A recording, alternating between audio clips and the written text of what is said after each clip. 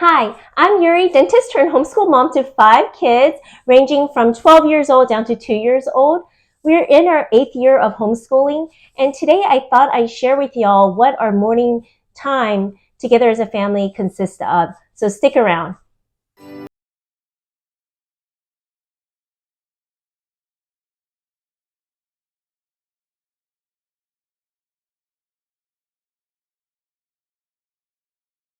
We really appreciate that y'all have joined our journey. And if you're new here, our channel is about sharing what brings us joy, which includes our hobbies, our favorite things, and of course, homeschooling. Before I had children of my own, I thought parenting would be a piece of cake, especially since I really like children and I thought I was pretty easygoing, but it turned out that parenting, and especially homeschooling at the same time, is exponentially harder than practicing in the dental clinic. So I commend all of you parents out there who are committed to your kids and homeschooling at the same time. It has definitely been a stretching journey for us. In the past, our homeschool days flowed more like a routine where we didn't have a set time for waking up and eating breakfast and starting school or anything like that. But it has evolved more like into a schedule.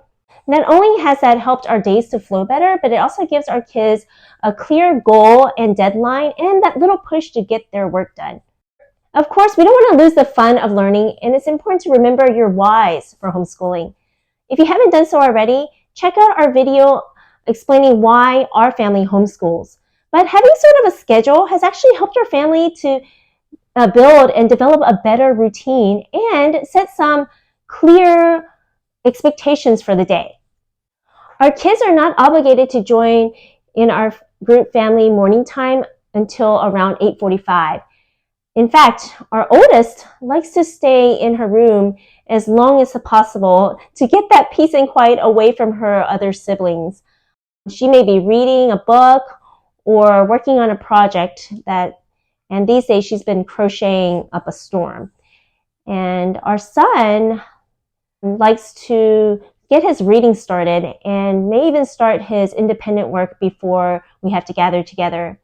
Our youngest, our 2-year-old, is always awake way earlier than I would like. And our other 2 children wake up and may play together. And by 8:45, they have gotten ready for the day and brushed their teeth, and they should have breakfast in hand.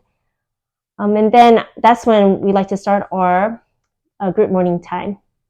Some people like to call it a morning basket, but we don't actually have a basket for our morning materials.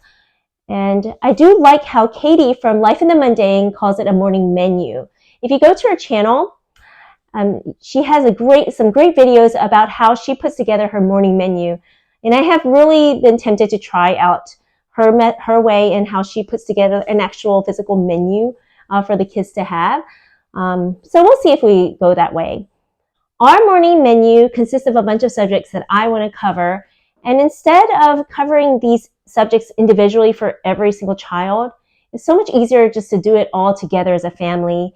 Not only does it save time and energy, but actually saves on money. And it's a great way to homeschool multiple kids. And we like to do it in the morning when the kids are the freshest and they're ready to go and just full of energy. But some families, due to certain circumstances, or maybe the flow goes better, they may do their morning baskets in the afternoon or in the evenings. So you just got to go with whatever flows for your family.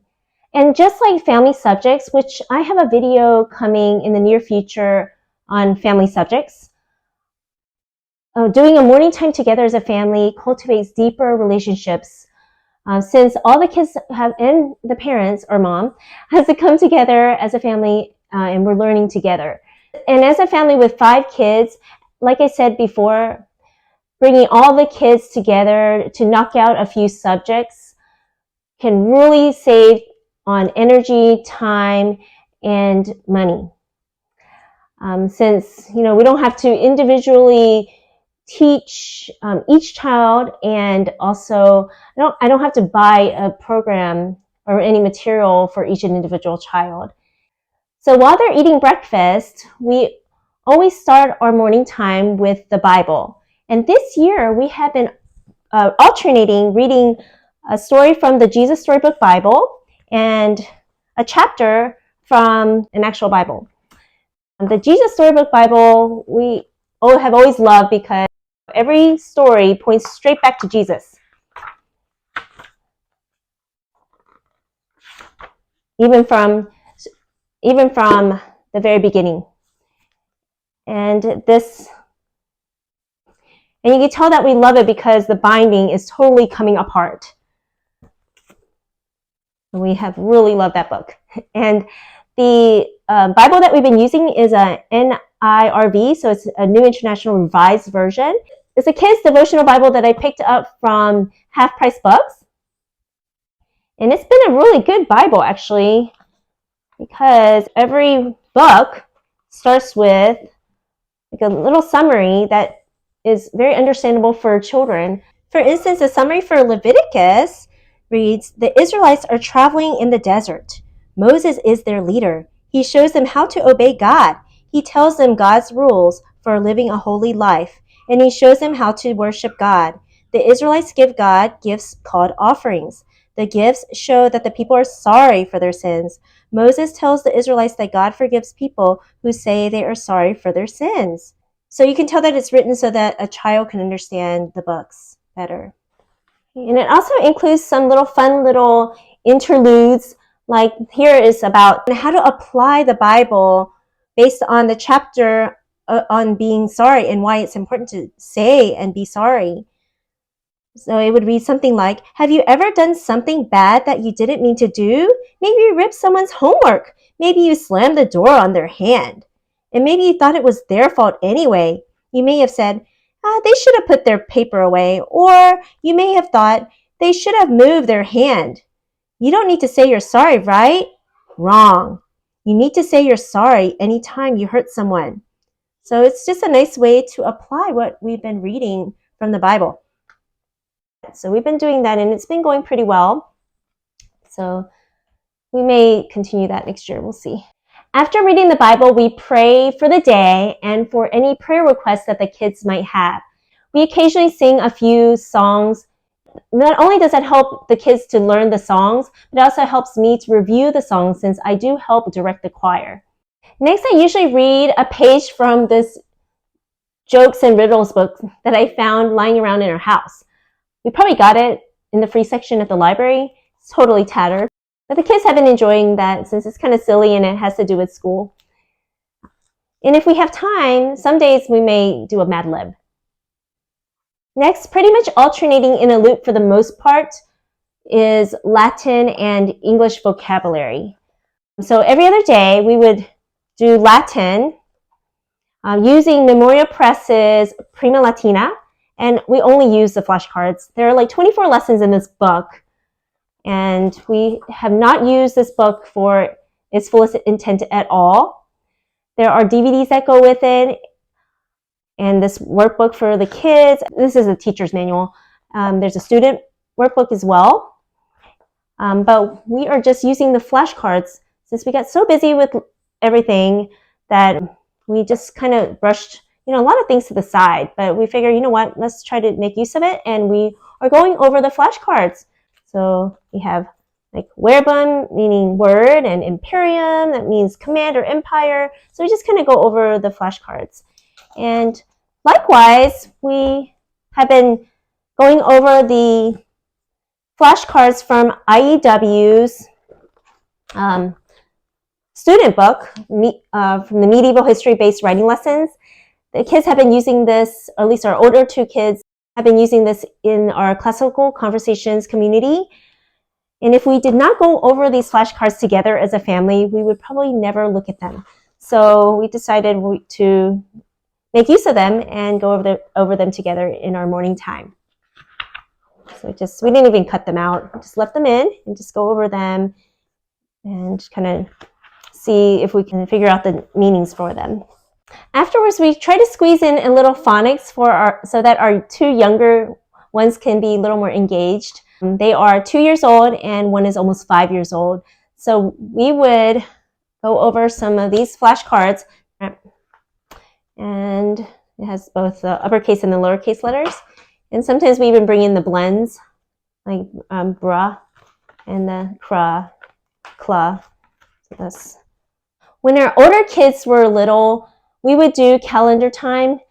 But now that we have multiple ages of kids, it's been really hard to get that in. But fortunately, I teach the preschool class in our homeschool co-op, where we always start with calendar time and weather. The next thing we do is try to get some Korean in, since I'm ethnically Korean. And actually, Korean has taken a back burner, but we have recently brought it back with these flashcards. So basically, I would go over these flashcards with the kids, ask them what it means, and they see a picture. It's pretty easy. Hana means one. And it's easy because on the back, there are some sentences that I can just read and see if the kids can translate that back to me. And also, sometimes I would say some things and see if they can translate it back. We also try to utilize Duolingo at times and me reading some Korean books out loud.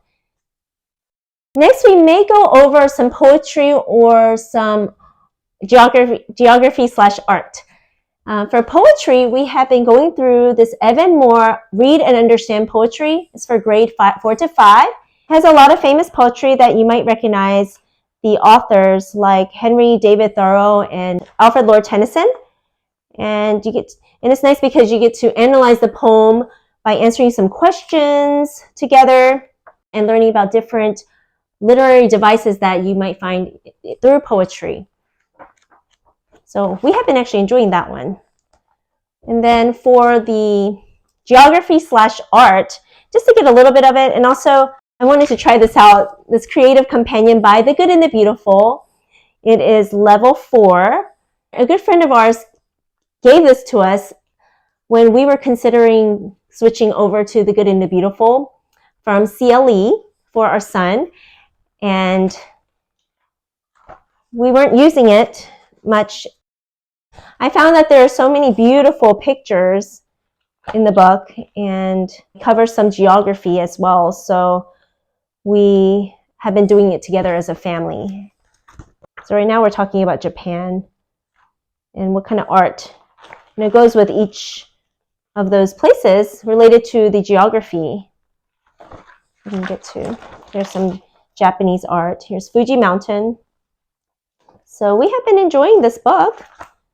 But normally I wouldn't go and purchase this book since it does include writing composition, and we don't use it for the writing at all. It's just more for the art and geography. And once in a while, this program includes some crafts. And so as we're studying about Japan, we got to make these paper lanterns. And the kids had fun with that. And for this project, we needed a little more time. So we kind of did that on a day when we were not really going through our typical morning time. So there are pages like this where there are crafts involved. Great thing about Good and Beautiful, it tells you exactly what you need right as you're about to start the lesson. And so we got to make these cute paper lanterns. And we don't memorize poetry in our family. I get the point of memorizing poetry, but it's just not a priority for our family. Some other ways that we have been getting a little geography, and it's been a fun way because our kids actually like flashcards. We have been going over these flashcards. Especially it can be played as a game. But we have been just going over them and seeing if we can figure out what are the capitals of all these countries. Right now we're just kind of going over Europe. They're having fun with that. I actually haven't figured out how to play any games with it yet, so hopefully I'll be able to figure that out eventually. And sometimes we'll even go over some of these flashcards with some well-known structures from different places and countries around the world. The Colosseum in Italy, and the Hoover Dam, Diamond Head in Hawaii.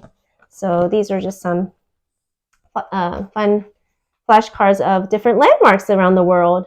And it's fun to recognize some of them too, because we lived in Germany, and so here's Neuschwanstein. It's a castle that inspired Walt Disney to build his castle at Disneyland in Disney World. So that's it for the geography portion. We totally don't go over all of these components every single day. It's more like what do we have time for and what can we handle for this day.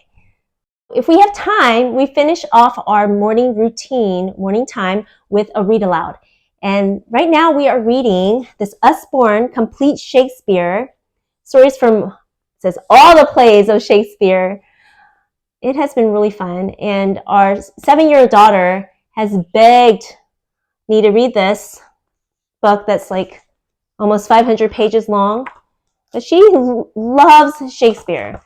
And I remember when I was in school reading maybe Romeo and Juliet and Hamlet, I didn't really understand the writings, the plays, maybe because we were forced to learn them or read them.